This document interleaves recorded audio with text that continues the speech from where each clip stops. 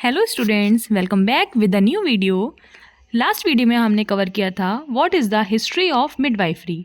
आज की वीडियो में हम कवर करेंगे what are the trends in midwifery. So let's start with a new video. Now what are the current scenarios. पिछले lecture में हमने जो पढ़ा था वो हमने पढ़ा था हिस्ट्री ऑफ मिडवाइफरी, यानी कि प्राचीन काल में मिडवाइफरी का क्या रोल था, क्या रिस्पॉन्सिबिलिटीज़ थी। बट आज के टाइम पर यानी कि करंट यानी कि वर्तमान में हमारा क्या चल रहा है मिडवाइफरी का, वो हम पढ़ेंगे। सो फर्स्ट पॉइंट है holistic and integrated life cycle approach to individual by department family welfare.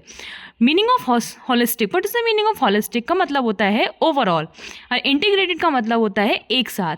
यानी कि हमारा जो डिपार्टमेंट फैमिली वेलफेयर है, जो कि बेसिकली मिडवाइफरीज के लिए ही बना हुआ है गवर्नमेंट ऑफ इंडिया के अकॉर्डिंग। तो उन्होंने ये बोला था कि जो मिडवाइफरी हैं उनको holistic as well as integrated care देनी होती है एक पेशेंट को या एक प्रेग्नेंट वुमेन को। जैसे कि उसकी एंटीनेटल केयर से लेकर जब तक की डिलीवरी नहीं हो जाती है बेबी की, तब तक का उसका केयर करनी पड़ती है एक मिडवाइफरी को। ये बताया गया था डिपार्टमेंट फैमिली वेलफेयर के जरिए। Next, focus on RCH programme. What is the meaning of RCH? RCH का मतलब होता है रिप्रोडक्टिव चाइल्ड हेल्थ प्रोग्राम। यानी कि रिप्रोडक्टिव एज होती है एक वुमेन की 15 to 45 एज, यानी कि 15 से 45 साल तक की उम्र जो रहती है उसको हम बोलते हैं रिप्रोडक्टिव एज। तो उस एज में भी एक मिडवाइफरी का काम है कि वो उस वुमेन की केयर करे, उस वुमेन की देखरेख करे। Next, reduce maternal mortality rate. अच्छा, जो हमने नेक्स्ट लेक्चर में पढ़ा था बेटा, उसमें हमने क्या पढ़ा था कि जो अनस्किल्ड या अनट्रेंड दाइस थी, तो वो दाइस कैसे उस टाइम पर जब दाइस डिलीवरी कराती थी तो उस टाइम पर इंडिया में MMR बहुत बड़ा हो गया था। क्यों? क्योंकि वो अनस्किल्ड थी, they don't know how to deliver the baby, how to follow the procedures. तो इस वजह से हमने गवर्नमेंट ऑफ इंडिया ने क्या करा था कि दाइस को ना करके मिडवाइफरीज को लेकर आए थे, और जो मिडवाइफरीज कैसी होनी चाहिए, ट्रेंड होनी चाहिए, सो दैट जो हमारा MMR है वो रिड्यूस हो। Next, essential obstetrical care. Essential obstetrical care is very very important at current scenarios. Next, emergency care. Emergency care का यहाँ पर ये मतलब है, फॉर एग्जांपल जैसे हमारे CHCs और PHCs होते हैं, तो CHCs PHCs में 24/7 आवर्स अवेलेबल थी हमारी सारी सर्विसेज। कि क्या होता था कि जो प्रेग्नेंट वुमेन्स होती थी वो रूरल एरियाज़ में जो रहती थी, तो वो CHCs PHCs में उनको पहले उस लेवल की फैसिलिटीज़ नहीं मिल पाती थी। बट करंट सिनेरियो में गवर्नमेंट ऑफ इंडिया ने क्या कहा कि CHCs और PHCs में 24/7 आवर्स अवेलेबल कर दी services. Next, provision of 24 hour delivery system PHCs and CHCs। जैसा कि इस पॉइंट में मेंशन है कि आप 24/7 hours her time delivery service of delivery ले सकते हैं PHCs और CHCs में। And the last point is referral system. Referral system का यहाँ पर ये मतलब है कि जैसे अगर मान लीजिए PHCs में कोई केस आया डिलीवरी का, वो उस डिलीवरी केस में जो मदर है वो PIH से सफ़र कर रही है। PIH का मतलब होता है pregnancy induced hypertension.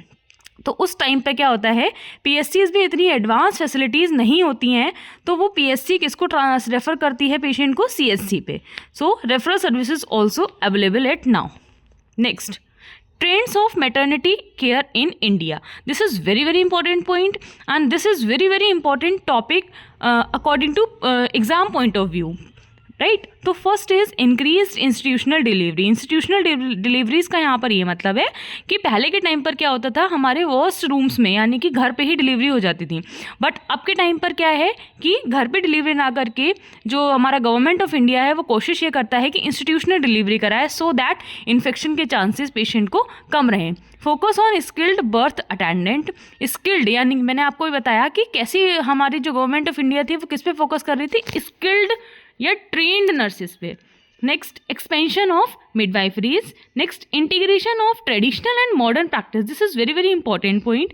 Traditional and modern practice, हमारा गवर्नमेंट ऑफ इंडिया ने दोनों को मर्ज कर दिया था, ट्रेडिशनल और मॉडर्न प्रैक्टिस दोनों को। फॉर एग्जाम्पल मैं आपको एग्जाम्पल से बताऊँ कि क्या होता था कि जैसे कोई प्रेगनेंसी होती है, यानी कि प्रेग्नेंट वुमेन होती है, उसको कॉमन साइन एंड सिम्टम्स आते हैं, नोजिया, वॉमिटिंग, है ना, गैस्ट्रिक प्रॉब्लम, है ना, abdominal pain. So this is very very common problems. तो क्या करते हैं कि हम कुछ होम रेमेडीज़ बता देते हैं कि आप जिंजर का पेस्ट कर लीजिए, तो उससे आपका क्या होगा, पेन कम हो जाएगा या नोजिया वॉमिटिंग कम हो जाएगी, राइट. और अगर नहीं हो पा रहा है तो हम क्या दे देते हैं, एंटासिड्स दे देते हैं. अगर हमें नोजिया वॉमिटिंग ख़त्म करवानी है तो हम एंटासिड्स दे के उसको रिलीव कर सकते हैं. तो ये हमारा जो current maternity care in India था, उसमें हमारे दोनों टाइप्स के चल रहे हैं, traditional as well as modern practices. Next, use of technology in maternity care. बहुत सारी टेक्नोलॉजीज़ भी यूज़ हो रही है मैटरनिटी केयर में. अब पहले के टाइम पे क्या होता था, सोनोग्राफी नहीं होती थी, बट आपके टाइम पे क्या है, सोनोग्राफी इज़ अवेलेबल.